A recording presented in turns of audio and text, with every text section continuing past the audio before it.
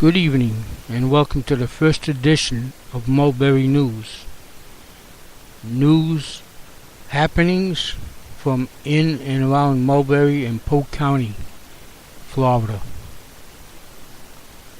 We will be programming segments on state news, federal news, and even world news that will have an effect on Christians and veterans. I want to start off first by letting everyone know that the City Hall in Mulberry will be closed for a legal holiday on Monday, January 15th, 2018, in honor of the late civil rights leader Dr. Martin Luther King. City Hall will reopen the next day on Tuesday, January 16th, when the City Commission meets twice that day, at 4:30 to consider possible charter change recommendations to voters for the April 3rd city election, and at 6 o'clock for the regular twice-a-month meeting. Both meetings will be in the City Commission chambers.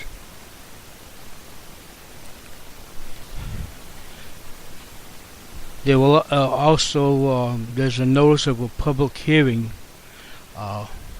given that the City Commission for the City of Mulberry, Florida will hold this special meeting on January 23rd, 2018 at 4 p.m.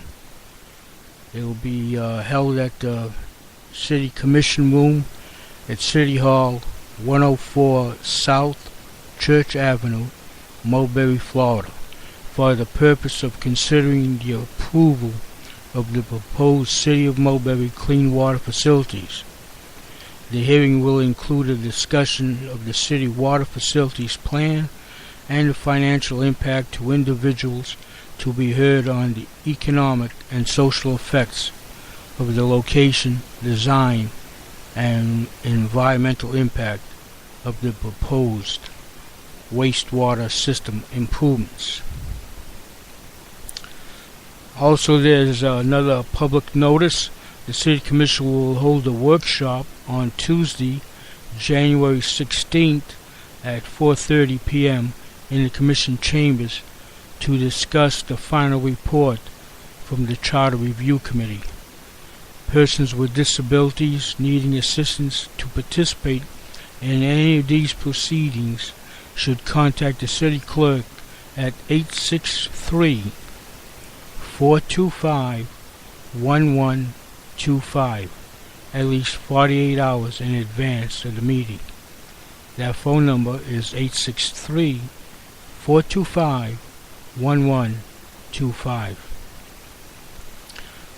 Also, there's another public notice. The City of Mulberry Special Magistrate will hold a hearing regarding code violations on Thursday, January 25th at 2 p.m. in the City Commission chambers, City Hall. Also, the City of Mulberry will hold a special meeting on January 23rd at 4 p.m. For the purpose of considering the approval of the proposed City of Mulberry Clean Water Facilities Plan. I'm just repeating this as it was given to us to mention it, and this will again be mentioned again on our next broadcast. We broadcast 3 times a week, and we will be rebroadcasting these public service announcements on Friday next. Other happenings in the area.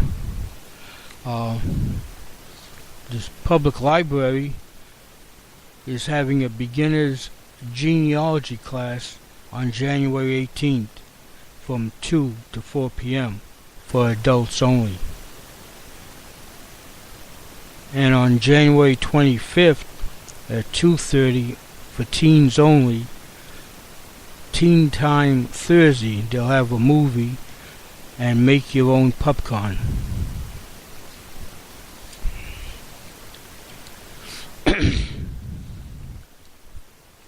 And as I mentioned before, the Mulberry Charter Review Committee, which acts in an advisory capacity to the City Commission, submitted its final report in late 2017.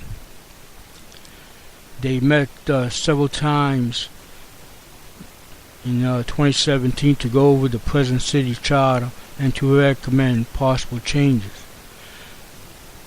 The City Commission is going to hear the report starting at 4:30 on Tuesday, January 16th, in a meeting open to the public in the Commission chambers. City Attorney John Murphy told the city officials they have the ultimate say on what is submitted to voters in the April 3rd city election. They may even add items or take items away from the report. The Mulberry Charter Review Committee came up with some 13 proposed amendment changes, but the City Commission can do with that what it wants.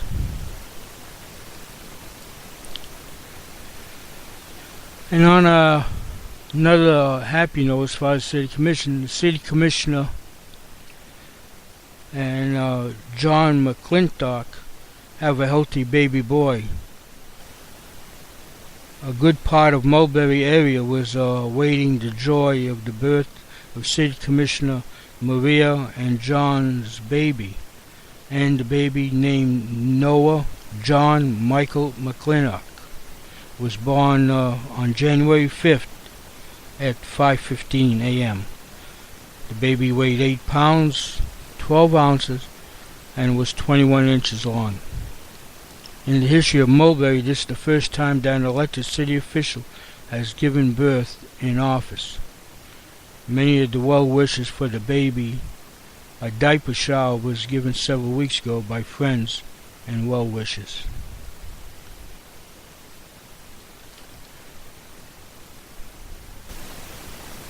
A benefit will be held to help Stacy Gillette's medical bills on February 17th in the Winner's Circle, 4214 South Florida Avenue in Lakeland. There'll be a poker run, raffle, 50-50, lots of prizes and drawings. As some of you know, Stacy worked for the South Station in downtown Mulberry. She was a passenger on December 16th on a motorcycle that was involved in a bad accident. She was thrown, suffering injuries that included a broken back and leg, plus nerve damage that has affected the use of both her legs. The Wounded Warrior amputee team versus Publix employee softball team. It's a free event starting Saturday, January 27th, 2018. Game time is 5 p.m. at the Joker Marchant Stadium. It is a free event. Lakeland Electric free customer appreciation night at the Florida Tropics. Lakeland Electric customer appreciation night at the Florida Tropics at 7:30 on January 20th at the RP Funding Center. Lakeland Electric values their customers and loves the city of Lakeland. To show our appreciation, Lakeland Electric is giving back to the community by hosting a free customer appreciation night at the Florida Tropics. Admission is free, and starting January 8th, bring your utility bill, paper or electronic, to the RP Funding Center box office and receive up to 4 free tickets for entry. Or log on to fltropics.com/Lakeland Electric and receive digital copies right from the comfort of home or mobile device. The first 100 customers to arrive at the game will receive a free Team Spirit gift. So mark your calendars for January 20th, and thank you, Lakeland, for being a great place to work and live. We'll see you at the game. And next Wednesday, on January 17th, at 7:30, the Chamber of Commerce will hold their monthly meeting at the Civic Center. And at 9 o'clock, between 9 and 10, at the Mulberry Library, Senator Denise Grimsley will hold their meeting. The public is invited to meet with Senator Grimsley.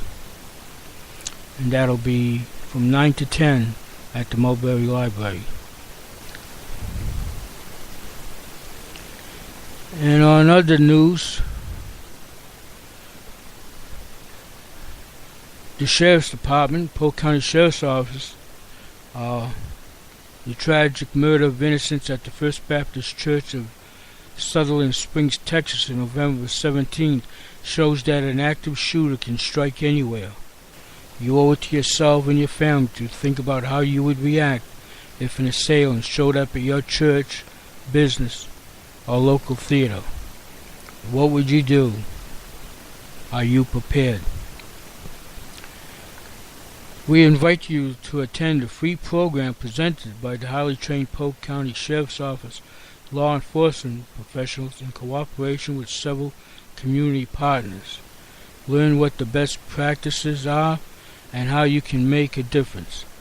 The training is designed and appropriate for churches, businesses, or individuals to help prepare citizens for a possible active shooter. The sessions are open to the public, and the next one is January 27th at the Polk County Sheriff's Operations Center on 1891 Jim Keene Boulevard in Winter Haven. The first session is from 9 to 11, and the second is from 1 p.m. to 3 p.m.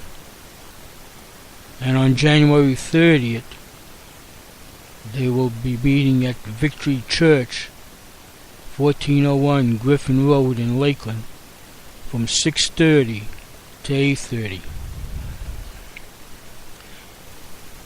The class does not include firearms use or training, but the Sheriff's Office does offer a separate concealed weapons course. You can call them at 298-6242 for the next available class, as do a number of local firearms retailers. If you wish to attend any of the upcoming sessions, please RSVP to the crime prevention at polksheriff.org.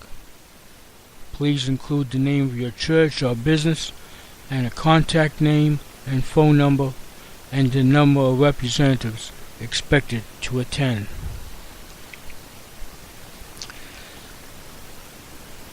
The annual Jeepin' with Judd event promises to be the best ever. It will be held February 23rd to the 25th of 2018. You can register now for the event. And the annual Judd Jog event will be here before you know it. It's scheduled for April 18th, 2018. You can register now.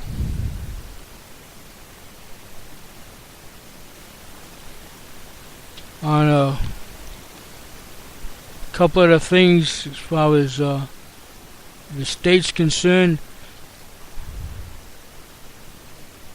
as you may or may not know, move over Florida. It's the law. January is Move Over Month, and the Florida Department of Highway Safety and Motor Vehicles urges all motorists to move over for emergency service vehicles stopped along the roadway.